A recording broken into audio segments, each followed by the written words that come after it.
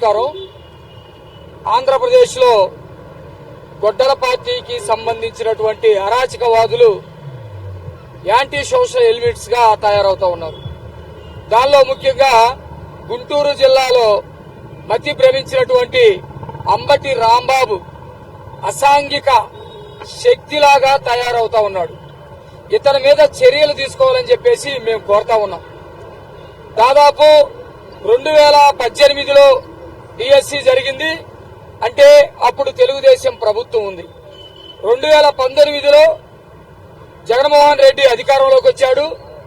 2019 నుంచి 24 వరకు జగన్మోహన్ రెడ్డి అధికారంలో ఉన్నాడు. ఏ రోజు డిఎస్సి పోస్టులు రిలీజ్ చేయలేదు. నిరుద్యోగుల బాధని పట్టించుకోలేదు. వాళ్ళని ఉద్యోగస్తులుగా తీర్చిదిద్దామనే ఆలోచన కూడా జగన్మోహన్ రెడ్డి చేయలేదు. ఎందుకంటే అతను ఒక గొడ్డల పార్టీనే ఆంధ్రప్రదేశ్ లో నడుపుతా ఉన్నాడు. అరాచకాలు, నేరాలు తప్ప నిరుద్యోగులు, ఉద్యోగుల గురించి అతనికి ఎక్కడా కూడా పట్టలేదు. మేము అధికారంలోకి వస్తే ఉద్యోగస్తులు మొత్తాన్ని, నిరుద్యోగులు ఎవరైతే ఉన్నారో డిఎస్సి వేసి పారదర్శకంగా డిఎస్సి పోస్టులు ఫిలప్ చేస్తామని ఆ రోజు మాట్లాడాం. ఆ మాట్లాడినటువంటి దాని ప్రకారమే అధికారంలోకి వచ్చిన వెంటనే మేము డిఎస్సి వేసి కేవలం 148 రోజుల్లోనే రిక్రూట్మెంట్ మొత్తం కూడా పూర్తి చేసినటువంటి పరిస్థితి ఆంధ్రప్రదేశ్ లో ఉన్నటువంటి విద్యార్థి లోకం, యువత, మొత్తం రాష్ట్ర ప్రజలందరూ కూడా చూసినటువంటి పరిస్థితి ఉంది. ఈ మొత్తం పారదర్శకంగా సిబిటి పద్ధతిలో జరిగింది. కంప్యూటర్ బేస్డ్ టెస్ట్ ఈ పద్ధతిలో జరిగింది. ఇప్పుడే సాగర్ గారు మనకి అన్ని విషయాలు చెప్పాడు. నోటిఫికేషన్ రిలీజ్ చేయటం కానివ్వండి, అప్లికేషన్లు తీసుకోవటం కానివ్వండి, వెరిఫికేషన్ సిస్టమ్ కానివ్వండి, వాళ్ళకి ఎగ్జామ్ కానివ్వండి, ఇంటర్వ్యూస్ కానివ్వండి, అన్ని కూడా పారదర్శకంగా జరిగింది. గతంలోనైతే జగన్మోహన్ రెడ్డి వాళ్ళకి కావలసినటువంటి వాళ్ళకి వేరే డిపార్ట్మెంట్ లో డైరెక్ట్ గా కొన్ని ఉద్యోగాలు ఇచ్చుకున్నాడు. ఉద్యోగాలకు టీచర్లకు సంబంధించినటువంటి రిక్రూట్మెంట్ ఎక్కడా జరగలేదు. అప్పటికే ఉన్నటువంటి టీచర్స్ ఎవరైతే ఉన్నారో వాళ్ళని అడుగడుగున అవమానించాడు. మద్యం షాపుల దగ్గర వాళ్ళని కాపలా పెట్టాడు. టీచర్స్ మొత్తాన్ని కూడా అవమానించాడు. కానీ మేము ఒక ప్లాన్ గా వెళ్తా ఉన్నాం. ఆంధ్ర రాష్ట్రంలో ఒక విలువైనటువంటి, నాణ్యమైనటువంటి విద్యని రాష్ట్ర ప్రజలకు అందించాలి. అది అందించాలంటే టీచర్ల రిక్రూట్మెంట్ జరగాలి.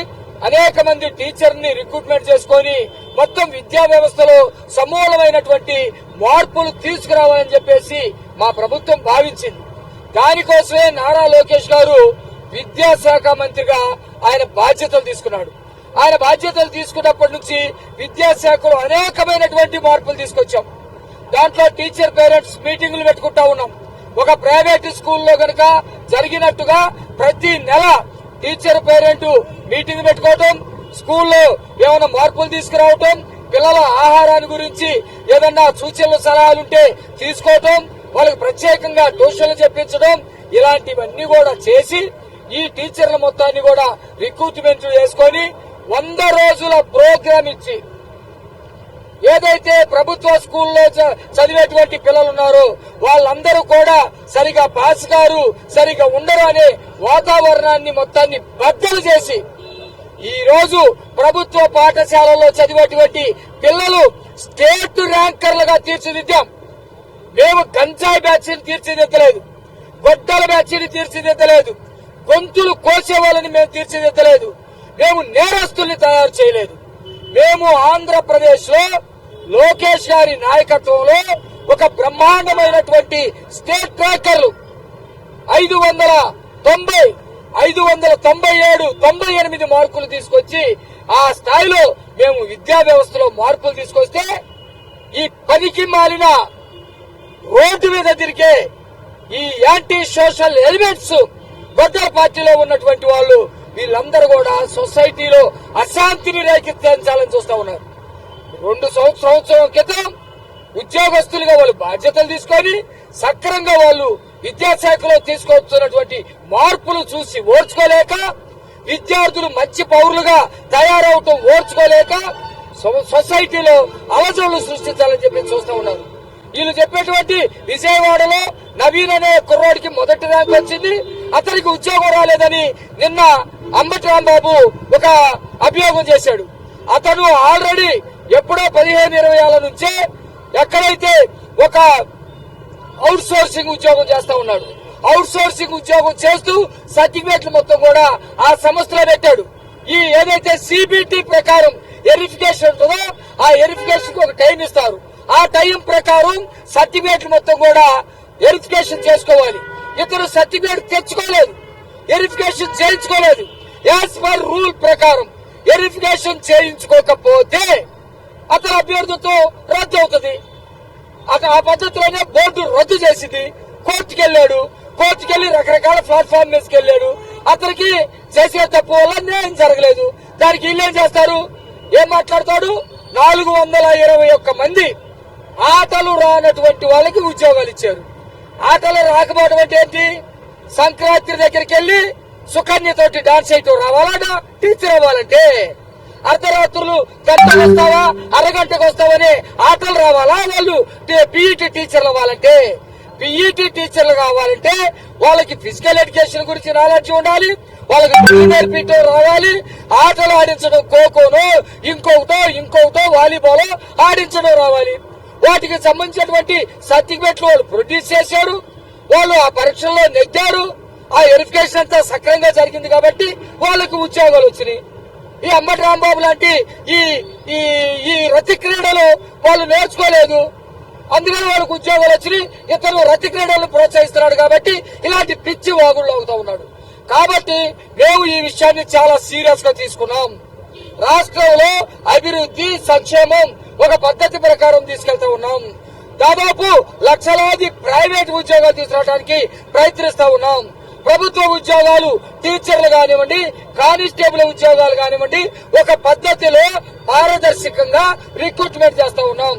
ఇవన్నీ కూడా ఓర్చుకోలేక వాళ్ళ ప్రభుత్వంలో ఉన్నట్టే అరాచకాలు ఉండాలని, రోజు గొంతులు కోసే వాళ్ళు ఉండాలని, గంజా బ్యాచ్ ఉండాలని చెప్పేసి ఒక అలజడులు సృష్టించాలని చెప్పేసి వీళ్ళు చేస్తున్నటువంటి ప్రయత్నాన్ని మేము తీవ్రంగా ఖండించడమే కాకుండా ఈ రోజు ఫిజికల్ గా అరండాలపేటలో ఒక కంప్లైంట్ కూడా అంబటి రాంబాబు మీద కంప్లైంట్ ఇస్తా ఉన్నాం. ఈ కంప్లైంట్ యొక్క ఉద్దేశం ఏంటంటే ప్రభుత్వం పారదర్శకంగా చేసినటువంటి డిఎస్సి రిక్రూట్మెంట్ టీచర్ల ఉద్యోగాలకు సంబంధించి సొసైటీలో ఒక శాంతి భద్రతల్ని సృష్టించి విద్యా వ్యవస్థలో మార్పులు తీసుకొస్తా ఉంది. దీనిని దాదాపు సంవత్సరంన్నర తర్వాత అలజడులు సృష్టించాలని నిరుద్యోగుల పేరు మీద గొడ్డల పార్టీలో ఉన్నటువంటి కొంతమంది అరాచకవాదులు, విద్యార్థి నాయకుడు అనే పేరు మీద ఇక్కడ ఈ జిల్లాలో ఒక అరాచకవాది ఉన్నాడు. అనేకమైనటువంటి సంఘ విద్రోహ కార్యక్రమాలు చేశాడు, జైలుకు కూడా వెళ్ళాడు. అలాంటి వాళ్ళని విద్యార్థి నాయకుడిగా చూపిస్తూ శాంతి భద్రతలకి విఘాతం కలిగించాలి, ప్రభుత్వం మీద అపకీర్తి వెయ్యాలని చెప్పేసి ప్రయత్నిస్తున్నటువంటి Ambati Rambabu and anti social elements మీద మేము కేసు కూడా పెడతా ఉన్నాం. దయచేసి ప్రజలు వీటన్నిటినీ గమనించాలని, ఎక్కడా కూడా ఈ జగన్మోహన్ రెడ్డి గొడ్డల పార్టీ యాంటీ సోషల్ ఎలిమెంట్స్ చేసేటువంటి ప్రచారాలను నమ్మొద్దని చెప్పి ఈ సందర్భంగా తెలియజేస్తూ దయచేసి మీరందరూ కూడా పోలీస్ స్టేషన్ దాకా రావాల్సిందిగా కోరుతా ఉన్నాను.